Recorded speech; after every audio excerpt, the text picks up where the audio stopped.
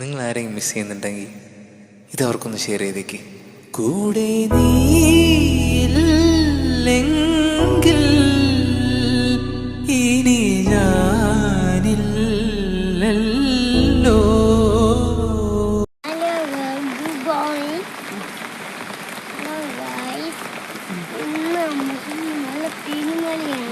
പെരുമഴയാണ്.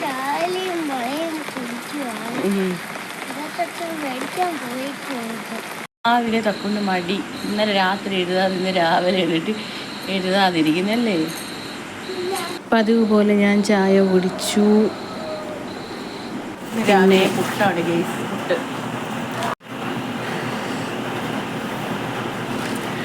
അമ്മ തേങ്ങ തിരുവിയതും ഒരു കുറ്റി പുട്ട് എടുത്തിട്ട് അതിന് ശേഷമാണ് ഞാൻ ഇവിടെ ചെന്നത് വീഡിയോ എടുക്കാനായിട്ട്. പിന്നെ അതിൻ്റെ കൂടെ സാമ്പാറാണ് ഇന്ന്. പുട്ടിൻ്റെ കൂടെ സാമ്പാർ കോമ്പിനേഷനാണ്.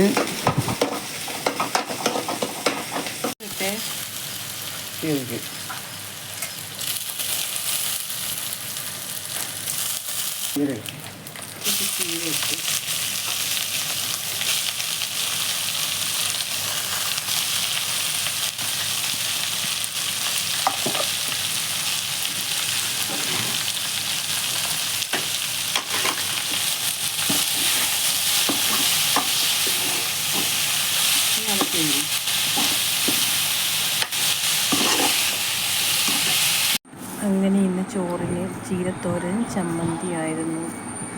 നമ്മൾ മുട്ട പപ്സിന് വേണ്ടിയിട്ട് മൈദാ മാവ് കുഴയ്ക്കുക.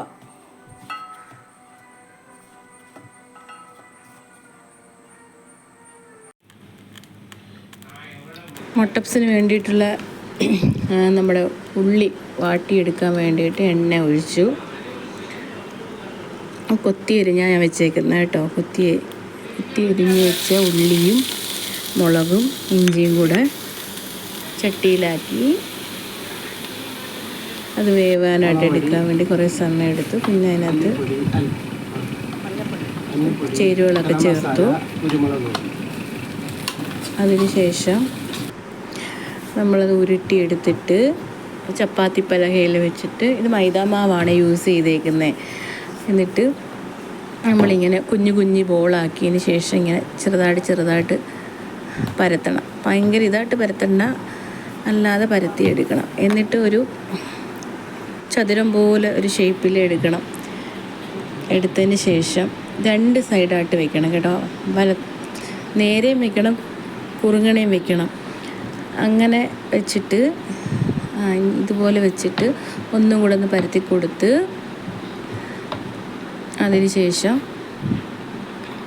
നമ്മൾ ഉള്ളി ഉണ്ടാക്കി വാട്ടി വെച്ചേക്കുന്ന ആ ഉള്ളി ഇട്ട് കൊടുക്കണം. എന്നിട്ട് നമ്മൾ മുട്ട നേരത്തെ പുഴുങ്ങി വെച്ചിരുന്നു. എന്നിട്ട് ഇതാ ഇങ്ങനെ നമുക്ക് ഒരു ഷേപ്പിലങ്ങ് ഉണ്ടാക്കാം. അത് തന്നെ നമ്മൾ വീട്ടിൽ ഉണ്ടാക്കി കഴിക്കുമല്ലേ. അതിന് ശേഷം ഇങ്ങനെ മടക്കി വയ്ക്കുക. അങ്ങനെ ഇത്രയും എണ്ണം ഉണ്ടാക്കി, 6 എണ്ണം ഉണ്ടാക്കി. അതിന് ശേഷം പിന്നെ നമ്മൾ ചട്ടി ചൂടാക്കി എണ്ണ ഒഴിച്ചു.